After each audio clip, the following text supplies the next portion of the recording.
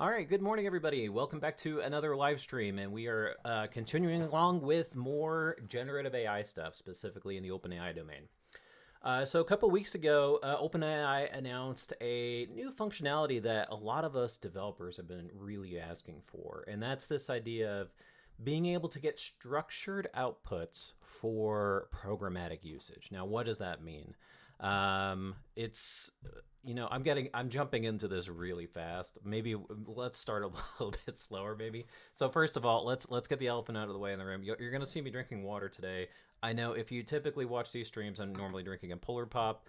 And I've had some issues lately where I've just not been feeling great and feeling very sluggish and everything. So I went to go get some blood work done because, weird story, a few years ago, whenever I was doing intense running, like I was running 6 miles a day and everything, I had the same feelings. And what ended up happening was, after finding out through the blood work, is that my vitamin D level was so low I had to be prescribed vitamin D, which I didn't even know was a thing. Like, maybe you didn't know that was a thing. It's because you're aware, like, you can go to like Walgreens or CVS or whatever and get vitamin D over the counter.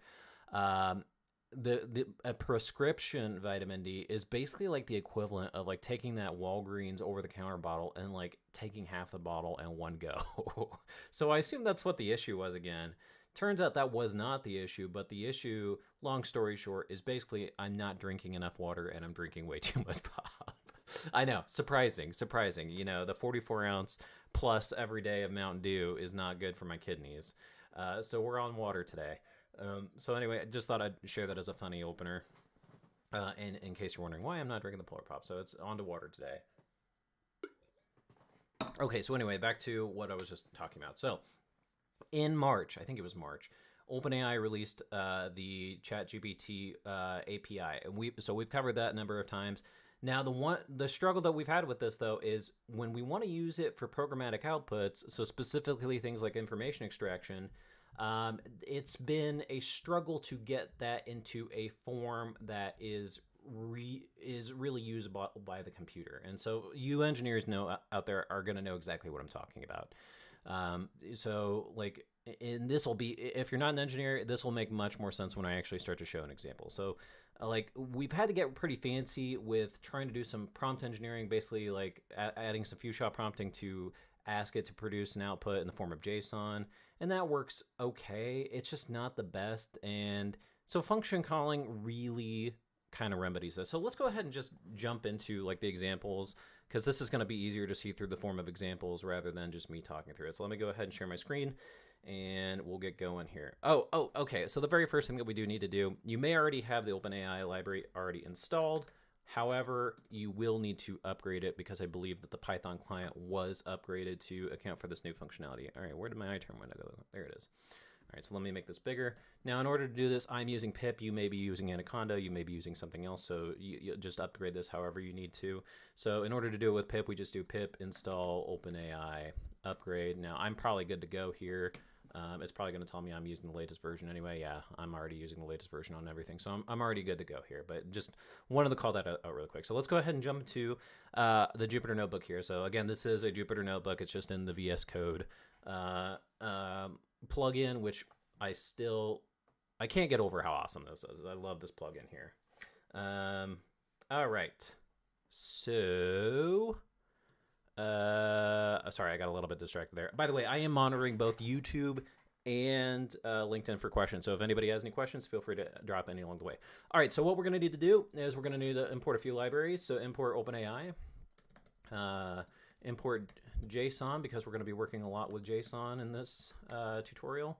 And then if you recall from previous streams, I am currently storing my API key as part of a static file that I do not push up to GitHub. I use a gitignore file to ignore it. And you might be wondering why I do this. So like, I guess I've not really explained why I do this, because some people might be saying you should just save your API key as an environment variable.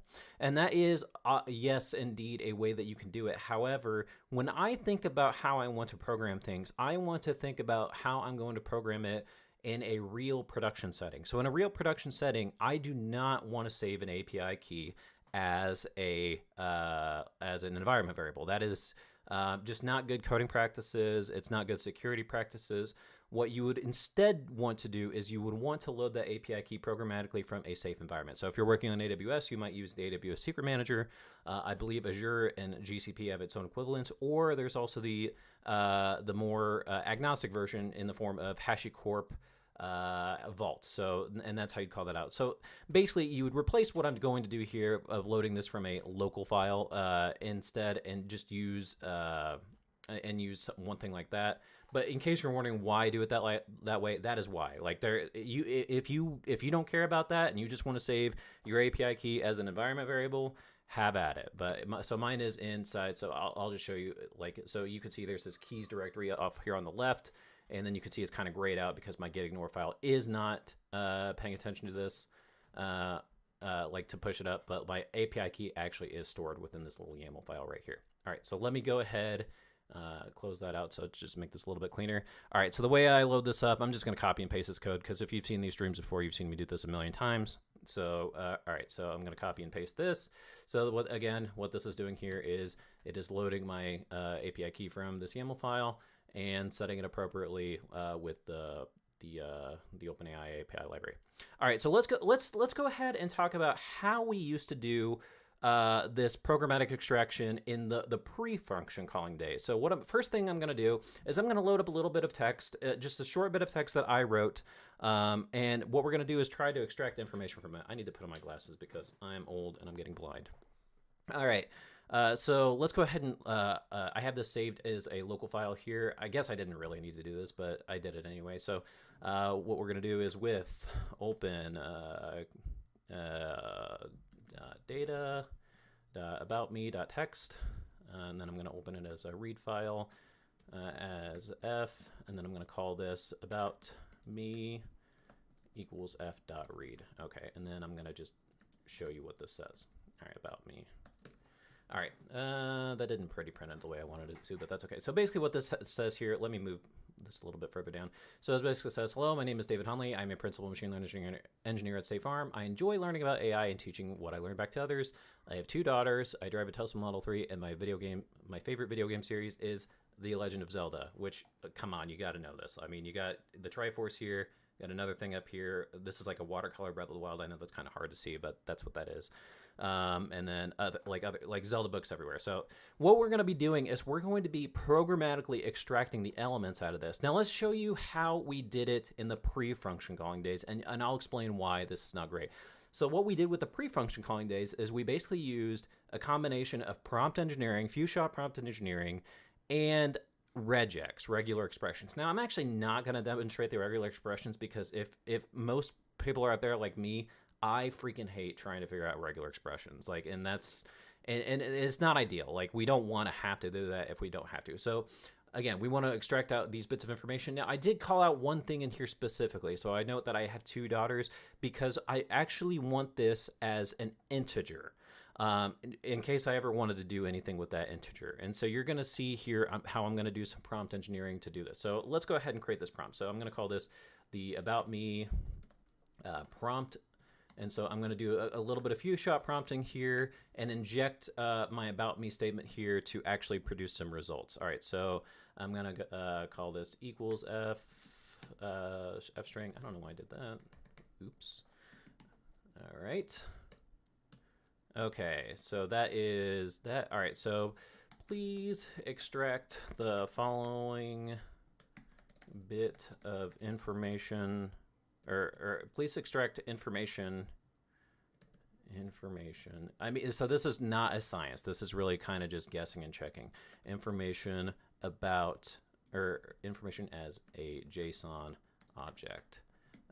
Please look for the following pieces of information. All right, so now this is where I'm going to use new lines to actually represent each of the pieces of information that I want to get out of here. So I want name, I want job title, I want company, I want the number of children, and then this is where it gets a little bit kludgy and why I'm not a huge fan of what I'm doing here. But this is what we had to do in the pre-function calling days. So a number of children as a single integer. Yeah, as a single integer. Car make, car model, and a favorite video game series. All right, and then we're gonna say this is the body of, oops, sorry about that. This is the body of information or text to extract the information from. And then, so you might be wondering, well, where does why did I ever put this F string here? And that is because we are going to inject the about me information as such. Okay. All right, so that's basically what we had to do. Now let's go ahead and see what this output looks like and why this output is okay, but problematic. And then you'll see why. And what we're doing is we're building an intuition here of why function calling is so important. Like, it is extremely important for us who work in a programmatic way and want to develop applications using the OpenAI API.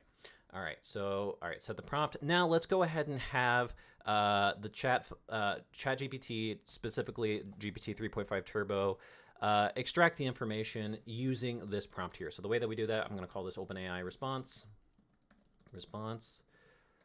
Equals, all right, OpenAI dot, and again, I'm kind of flying through a little bit of this because I've covered how to interact with the API in previous streams before, so I'm not going to worry too much. Don't worry too much about what I'm doing here. I cover that in other streams. Also, the API documentation that OpenAI has put out is generally pretty good for the most part. Now, actually, to be honest, I'm a little bit peeved with the documentation about function calling specifically because I think it could be better, and you'll see why. I'll explain why. But right now I'm just typing out our call here, and I am terrible at typing and thinking and talking at the same time. All right, so here we go. This is what the response is going to be, and let's go ahead and look at the response itself as it comes out. All right. Okay, so you can see here, so we get our choices here. We get index 0, so it extracts all this as new line information. Now this is kind of hard to read, so this is why we imported the JSON library, because we're going to be able to load this as a JSON object. So the way that we do that is we go json.load. Is it with? I always forget if it, yeah, loads. All right, so we're going to take our OpenAI response, and then we need to drill down into this, because this is basically a Python dictionary. We need to drill down to get this information here that we see in the content thing here. So that is choices, and then choices has a like index valuing of multiple things. So we're just going to grab the first one, which is the 0 value, message, and content. Okay, all right, there we go. So this is now in more of a programmatic methodology, but here is where we start to get into problems. So number one is we can't get consistent results here in terms of anything that you're seeing right here. So it actually, even though we did get the information, there's still some problems here. So let me actually show it in a different kind of way. So let's take three strings. String one equals, I'm just gonna type my name, David. String 2 equals David. String 3 equals David. Okay, so you programmers out there, you engineers, you already know where I'm going with this. To the human eyes, these three strings here are basically the same. Like, we get that, okay, the second one here, it's lowercase. The third one here has got an extra period, but from a human perspective, we can read this no problem. The computer does not recognize these as the same. So just to prove this out, if I take string 1 equals string 2, I'm going to get false. Now let's say I'm going to add a string 4 just here. String 4 equals David, just to prove out. So string 1 and string 4 here literally do have the precise same syntax. So if I do string 1 equals string 4 here. Oops, forgot to run that cell. All right, now you can see that we're getting a true statement here. And this is the problem. So you can see here that whenever we actually have it formatted in JSON, even though it is in this JSON object, are we going to get consistent results back for these key value pairs? And that is troubling. Now, there is a way around this. I mentioned that we could use regular expressions. We could use regular expressions to define a thing here that will constantly pull this back as name in lowercase without any punctuation, and so on and so forth. But there's two problems with that. Number one is it's time consuming to do that for every single field. And then number two is like I said, most developers just freaking hate using regex. Like regex is, to be clear, regex is really great for what it is, but it can be very challenging to work with. So that's where, so I hope that gives kind of a primer on why this is kind of like function calling is important. Like, so because we need that precision. We need we need this to be returned as a lowercase name every single time. We need this, or even you can see here it's even putting in spaces. Like, how do we know? Most people don't like to operate in spaces. Like we would prefer dashes or underscores or camel case in here, something like that. And so that is why we now have what is known as function calling. So function calling is actually a little bit of a misnomer. So function calling, because basically like what we would want to do with these different attributes here is we want to use them in some programmatic method, whether that be uploading them to a database, whether that be displaying them back to a user in a certain text field. So we might do that with functions.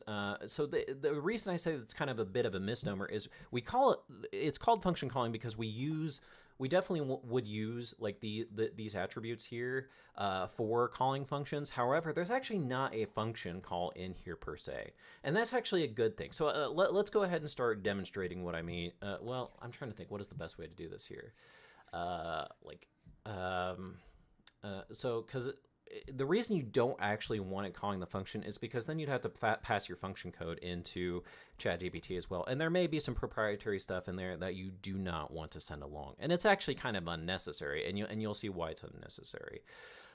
Okay, so basically what function calling does is it uses ChatGPT's logic to kind of figure out from a set of functions that you want to call like how to actually programmatize those as a legit JSON object that you can get almost consistent results from every time. And not only that, you can actually submit multiple functions into a function call, and then ChatGPT or whatever model you choose will kind of figure out which one you are trying to go with here. All right, so the way that we do this here is we need to pass in a list of functions that we need to that we're interested in getting information back from in a very kind of specific way. So let me go ahead and show you how you do this. So we're going to call this functions, and this is going to be a list of functions. Let me make this a little bit bigger for y'all. I'm going to make this old man size for y'all. For me too. All right. Okay.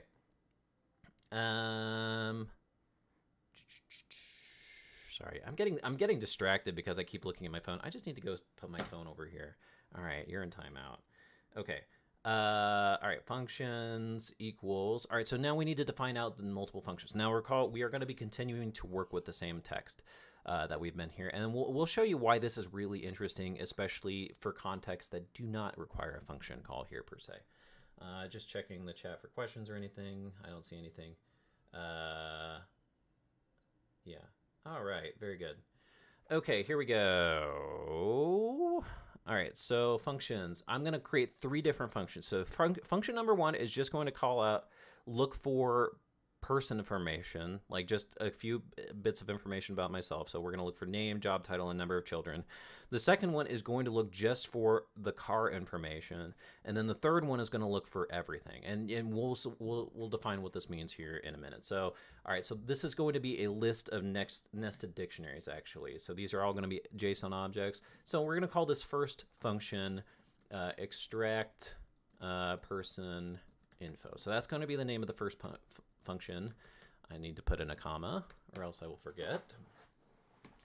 All right, so then we need to provide a description of what we are trying to extract out of here. And so let me be completely honest here. I actually don't know how this works. I was actually going to go look at the source code in the Python client to see what is going on here, because I have a hunch that what's actually going on here is just some really, really fancy prompt engineering on OpenAI's part.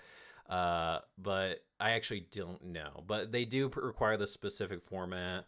And yeah, so I mean, it makes sense for the most part, but there's one piece I'll mention here that kind of just doesn't make sense to me. All right, and it's probably me just being stupid about something. All right, so about me. All right, get about me information. from the body of the input text. All right, so that is the function that we're going to be doing. Now, as far as what specific parameters do we want to grab that would be inputs into a function that was called extract person info. And again, if this is not making sense, it will make sense as we go further along. And I guess one thing I should also mention is I am working on a blog post that will cover exactly everything that we're doing here in the live stream today in a more structured kind of manner. I'm honestly not 100% prepared to be talking about today's topic. To be completely honest, I woke up at 5 a.m. today and I figured out how to do this. So, which I guess kind of is a good thing in the sense that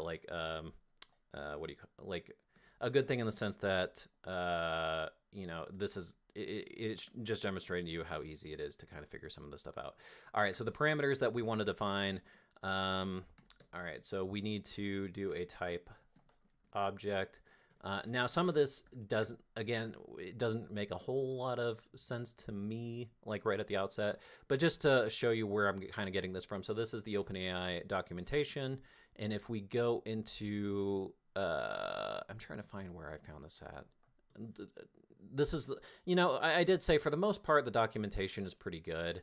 But there's just this, I guess I would call this like a misstep on OpenAI's part. Like the function calling documentation is kind of confusing, and you can see that I'm clearly even having a struggle kind of finding it. All right, I know it's in here.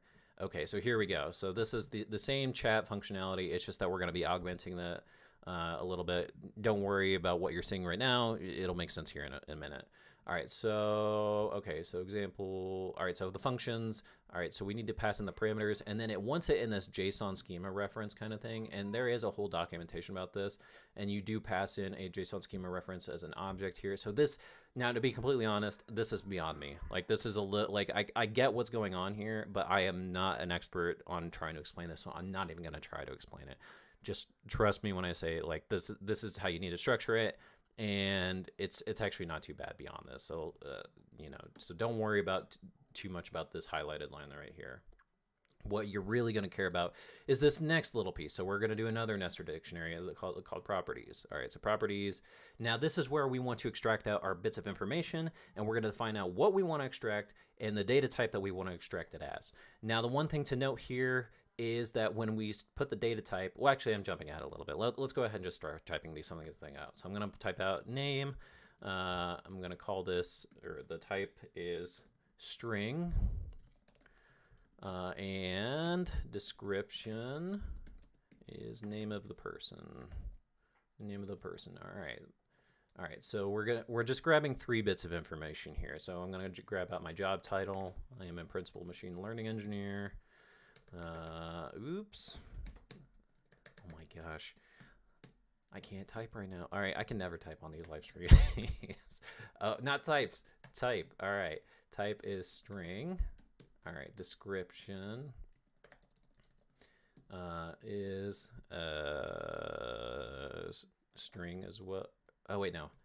Sorry, I'm getting a little bit frazzled because I'm thinking about what I want to eat for lunch too at the same time as typing this and talking to you all. I'm thinking I'm gonna get chili cheese dogs because there's a place in town that makes them really good, and on Saturdays they have specials. So for chili cheese dogs specifically. So all right, so this is the all right. So here's the one that's a little bit wonky, I guess. If you're familiar with like Python data types versus this JSON kind of thing here. All right, so we're gonna put the type as, remember, I want an integer. So in Python, you might say I want integer or int for integer. For this, you actually do need it to be listed out as integer. And let's just go back to this documentation here. So this is where I kind of determine this here. So if I go to the properties thing, it is looking for, oh, dang it, I know it's in here somewhere. Basically, it looks for specific properties. So like if you want a float value, for example, you need to put number. In fact, no, number. Can I just do a search on here?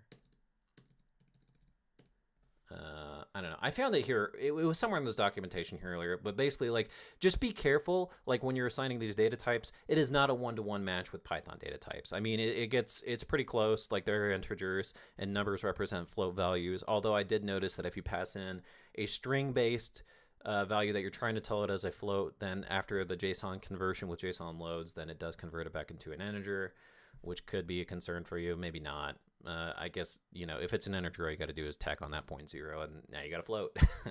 So maybe that's not a big deal. But just wanted to make you aware, the reason that we are typing it as such is because it is coming from this JSON schema documentation here. All right. So again, all right, we need to provide a description of what we want to get, and then we are going to get number of children. The person is a parent. 2. Okay. All right, I'm getting some squigglies that are not lining up right. All right, description. All right, I always forget a comma with JSON. All right, there we go. All right, and it might help if I put a colon here. All right, there we go. All right, so that is one function. Now we could add a list of functions, but I want to pause here for a minute just to show you what this is going to do and how this kind of works. All right, so the way this works is we are actually going to make basically the same API call that we did up here. In fact, I'm just going to copy this down here. But we're going to add some additional parameters, and this is why I had you update the Python client whenever we started today. All right, so the way that this works is we pass in functions. Functions equals functions. All right, so this is just the list of functions that we defined above. Again, we only have one in here. We will add more, but I just want to show you how this is going to work for now. So, and we need to, I'm going to set another parameter called function call equals auto. So what this parameter is doing, and to be completely honest, I don't understand the values of this parameter. In fact, I'll even show you here in the API documentation, because it only shows 2 options. It shows either auto or 3 options, I guess. My apologies. It does allow you to narrow down on functions, but I don't know why you'd want to do, well, maybe this does make sense. All right, forget what I just said.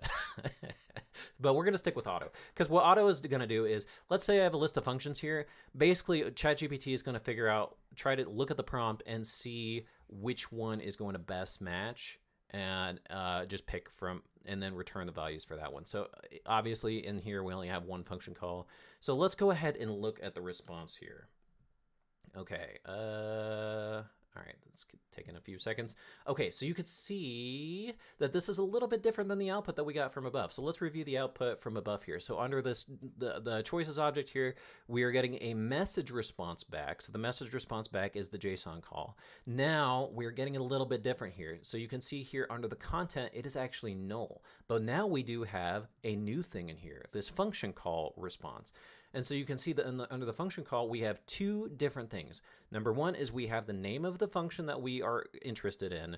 And then number 2 is the actual output or the arguments listed as a JSON object. And you can start to see that they're actually a little bit different. So let's go ahead and extract this out. Again, I'm just going to be lazy and copy this.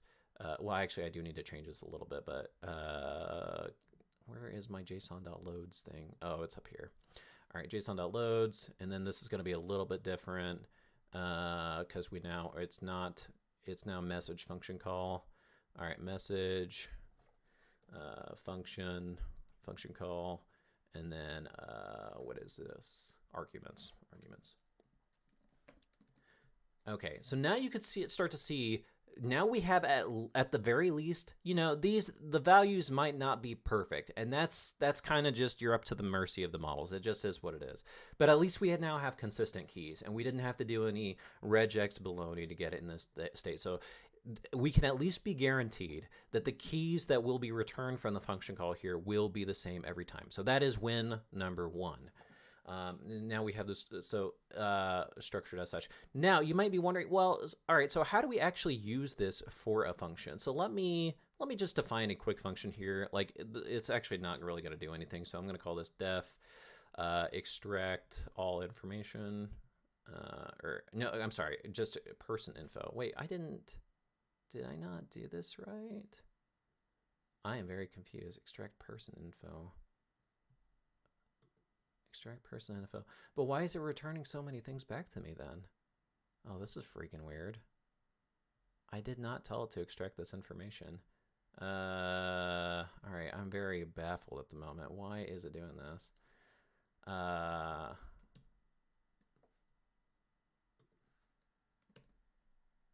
That is so weird. like I, well, because I know, like I did some testing earlier this morning and did pass in a function that does extract all the information. Am I just being stupid or something? Like, what is going on here? All right, hold on. Let me check my doc. I'm looking at my other screen here because I did do all this morning, and I'm a little bit confused of why I am getting these extra objects, because I should not be getting these extra objects. In fact, you might be wondering where do these even come from? Oh, I get it. Oh, I did something stupid. Okay, it's because I'm still passing in the full prompt. My bad. All right, my bad. All right, so let's just now pass in the content. So we're gonna just before we were passing the full prompt. Okay, now I feel really stupid. All right, we were passing in this full prompt, but now we don't need all this text here because that's what the function calling is for. We're just gonna pass in the about me. All right, my bad. All right, there we go. All right, this is why the blog post will come in handy, because this will clean up all my stupid errors that I'm making live here. Okay. All right, now if we run this and rerun this, now we are getting exactly what we wanted to see, which was just these three objects, and we defined specifically as we wanted them. We defined them as name, job title, and number of children, and you can see that that is, and just to verify, well, let me just call this JSON response equals that, and then type JSON response, and then num children, just to prove that this is indeed an integer. Num children is an integer. Boom, right there. Okay, so what was it? Oh, I was starting to define a basic function here. So def extract person info, and then what we were taking in 3 parameters. Yeah, oh yeah. Well, let me just, because I can't remember them and I'm just too lazy. All right, so we want name,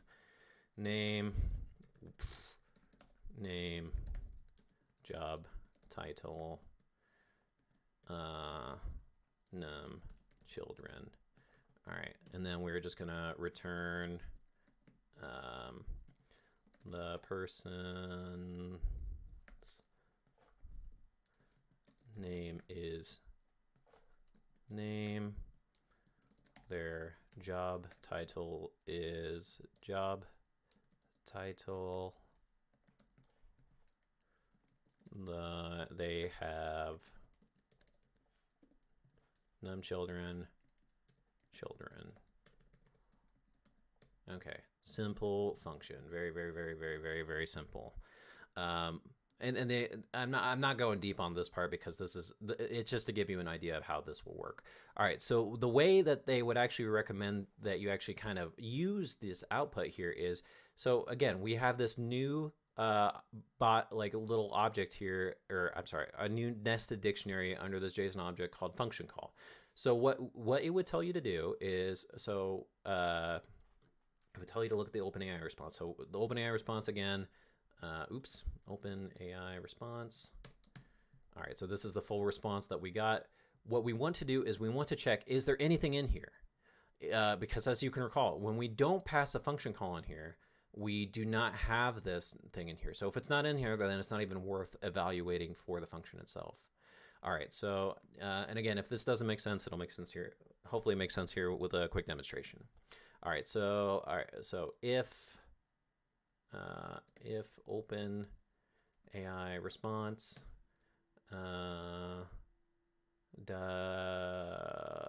function call, or all right, I always forget choices 0 function call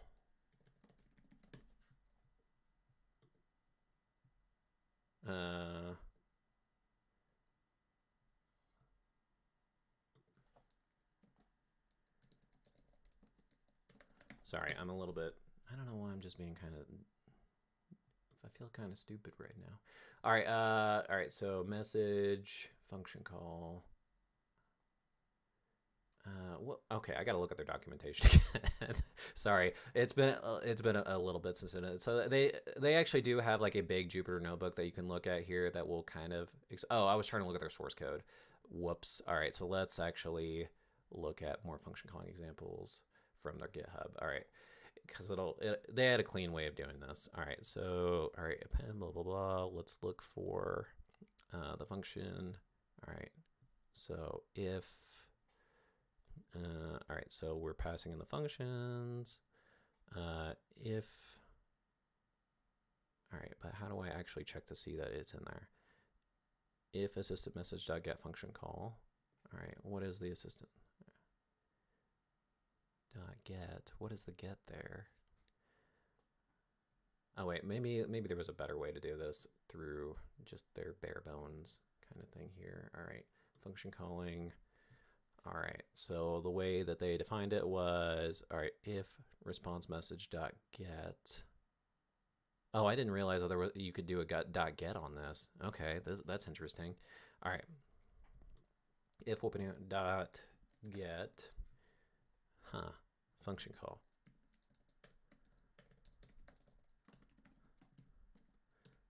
Print. Yes. All right. If, all right, check if the wanted to call function. Available functions equals, yeah, so you can see how they're kind of doing this here. Sorry, I was not totally prepared for this little part here, but I think you can kind of see where I'm going. I mean, so what it's basically going to do is, if you can actually see that it tried to do a function call in here, it will note which function it tried to call, and then you can actually run it. And I'm just kind of being stupid right now. All right, so if then OpenAI response.get. Did they convert this output or something? Maybe they converted the output. Oh, that's because, oh yeah, okay. All right. Let's add this. All right, there we go. Okay, so basically, again, I keep stopping to sharing that thing. All right, so let me just show the full response object again. Actually, let me show the full response object again. So basically, what it's doing is saying, okay, if there is this thing inside of here, then look for seeing which function was actually called. All right. So if we do have that in here, then we actually want to pass these parameters into the actual function. So I'm going to say, all right, let's extract these parameters again. So JSON response, I'm just going to do a copy paste. So JSON response equals that. And then I'm going to check. All right. I'm going to check which function we actually want to call. So function to call equals OpenAI response, choices load function call. And then what is the, oh my gosh, I am like just being really dense today. All right. Okay, so function to call equals function call, and then the name. All right, so name, and then we actually want to evaluate on this. What is the best way to do this here? All right, function to call, available functions.name. All right, so I want to see how they're doing in the evaluate. Okay, I see what they're doing. I didn't realize you could do that. So they're basically just overwriting the name of the function. All right, so function dot to call, and then we're going to pass in the parameters. And what's the best way to do that? Well, I don't want to do that. I'm too lazy. I just want to extract out the keys from the dictionary. Equals function call equals well, oh my gosh, I'm getting so lazy, but I don't want. I'll do it. I'll do it because I have to do it. All right, so function to call. So all right, so JSON response. So I'm gonna pass in JSON response name, JSON response, job title. What do we got? What else? Num children. JSON response. num children. String is not callable. What do you mean it's not callable? Well, let me just check something out really quick here. Extract person info. Extract person info.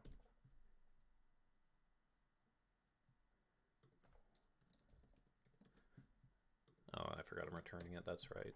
All right, so that the function is working. It's just how do I reference it appropriately? Okay, so function call equals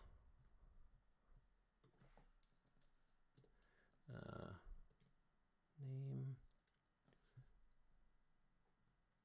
All right, so what they did here was they created another functions equals extract person info, extract person info. All right, and so what they did here was print, and then we want to do available functions, and then we're going to pass in the function to call. Okay.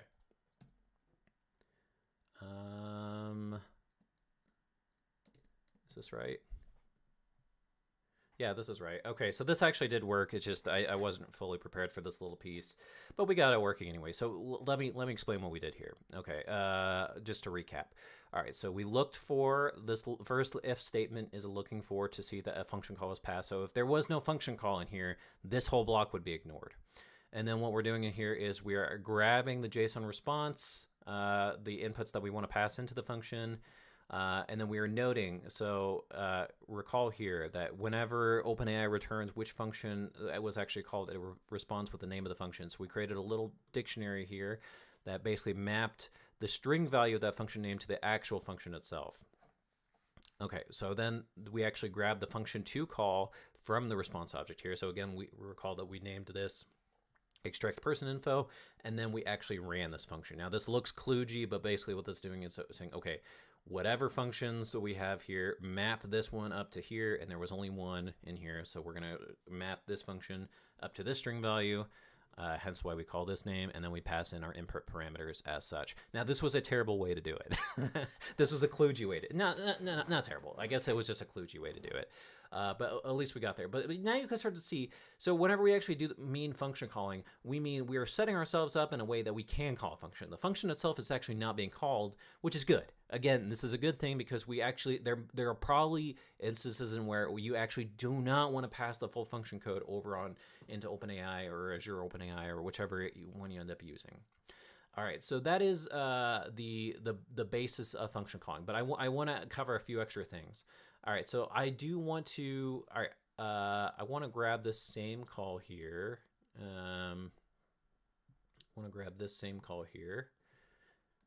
But I want to show you something different because we actually, so OpenAI was smart enough to know here that whenever it looked at this about me text, it knew that it had the bits of information I was looking for in here. But your question might be, appropriately, what happens in the case that OpenAI, OpenAI can't find the information that you have put in there. So like, let me actually just put in a random prompt. How tall is the Eiffel Tower? Okay, so obviously there is no person name here. There is no job title, nor is there something else going on here. So what's going to happen? Is it going to error out, or what is the actual response going to be? So let me go ahead and show you what the true response is. Okay, so you can see here, we do not have a function call in here. Instead, we have a very similar return that we do for our original piece here. We just have basically a straight response back, which is really cool. So basically, the ChatGPT was smart enough to know, okay, there was no need to call any function in here because this prompt had nothing to do with anything that we wanted to do. So we're just going to answer it as we normally would any other prompt. So that's what this auto here is representing. Now let's go. So that is cool thing number one I want to show you. Now the other cool thing I want to show you is what happens if we add multiple function calls. or we have multiple functions and we want it to do different things based off of the information that is placed into here. So we're going to go back up to functions here, and we're going to add some more functions, additional functions. And you know what? I'm just going to be lazy just for time's sake, and I'm just going to copy and paste what I did this morning. I'm going to add 2 additional functions. So we have the extract person info function, and then we have these 2 additional functions here. So what this one here is extract car information. So this is going to extract the make and model of the person's car. So we want the make as a string, we want the car as a string, and then we have this final one down here, which is just going to get every single bit of information from the prompt. So let's go ahead and run this. So what ChatGPT here is going to do is it's going to dynamically figure out which one of these is the actual one that we actually need to return back appropriately. So let me go ahead and run this exact same one again here. Now, obviously, how tall is the Eiffel Tower? Again, is not going to produce back a response that calls one of those functions because it's just not relevant. Now, but let's show what happens when we pass in our full about me prompt. Or full about me prompt. I'm sorry, not the prompt, just the full about me. Now it is going to call the extract all information button. So this is, or the extract all the information here is a function. So recall we have 2 functions here, and this extract all information here actually overarches some of these other ones here. So you could see that we are grabbing vehicle make and vehicle model in addition to the same function. But so you might be wondering, well, why would we ever want to define them out separately like this? Well, let's change this up a little bit here. So we, again, recall here when we pass in the full about me, we got extract all information. Now let me adjust the prompt here. Let me just say my car is a Kia Sportage. This is my wife's vehicle. All right, so let's say my car is a Kia Sportage. Let's see what the response back now is going to be. Okay, now you can see that we are not calling the extract all information button because ChatGPT was smart enough to know I've only got car information in here. So let's call the function extract car info. And now we are just extracting car info. And then you can kind of get the sense of vice versa. So let's just take the first part of our prompt here. So my name is David Hunley. My title, I work as a principal machine learning engineer.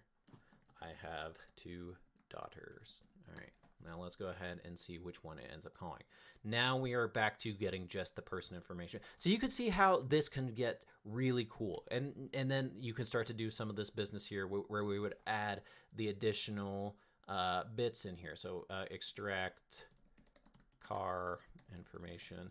Now, obviously, you would need to refinagle this around because I'm passing it, like I'm not doing this the best way. Like I really should have a nested if statement to actually put these parameters through the right way, but you can kind of get a sense of doing this. And again, I'm just kind of breezing through this really quickly because I'm hungry and I want us to end the stream shortly because I've basically covered the premise of function calling here.